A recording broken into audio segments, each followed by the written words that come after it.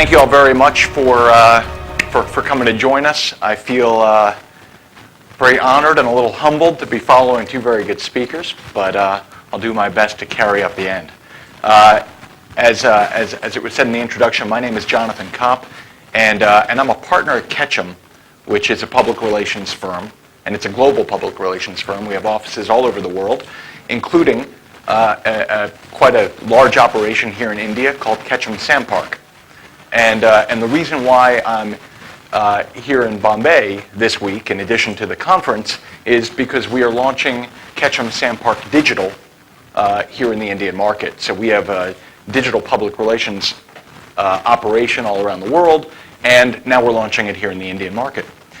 And you might think, well, why is a PR guy talking to a mobile and digital marketing summit?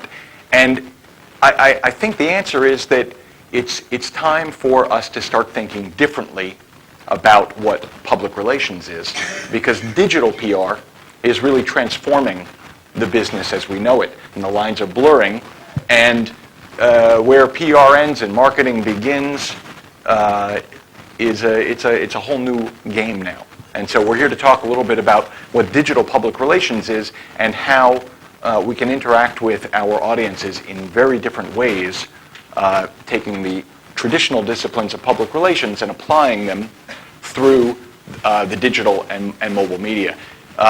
Just before I start, one housekeeping detail. My Twitter handle is my full name spelled out, Jonathan KOPP.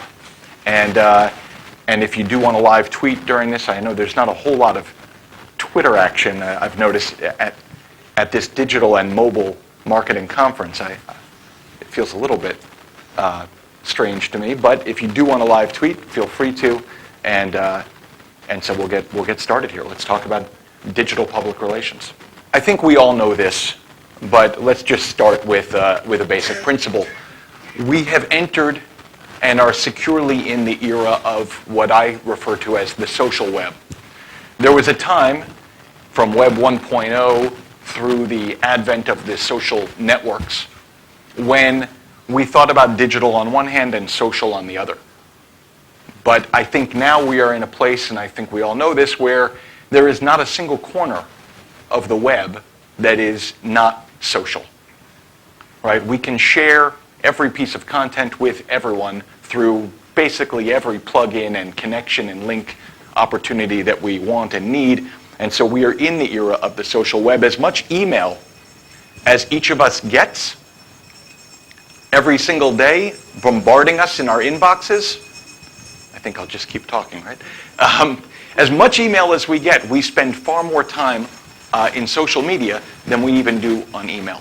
And so we're in the era of the social web, and as a result, what's happening is that the lines are blurring.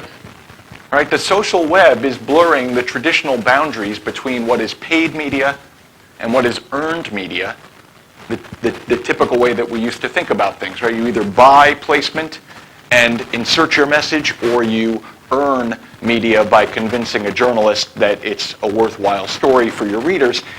In the social web, it's all media.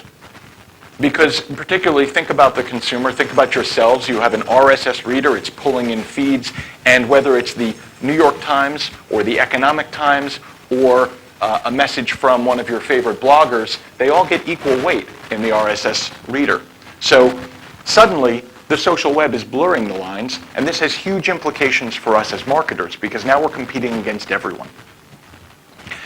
It's having a particularly profound effect, of course, on media. And as a PR guy, this matters a whole lot. Some would, scream and like Chicken Little that the sky is falling and old media is dying.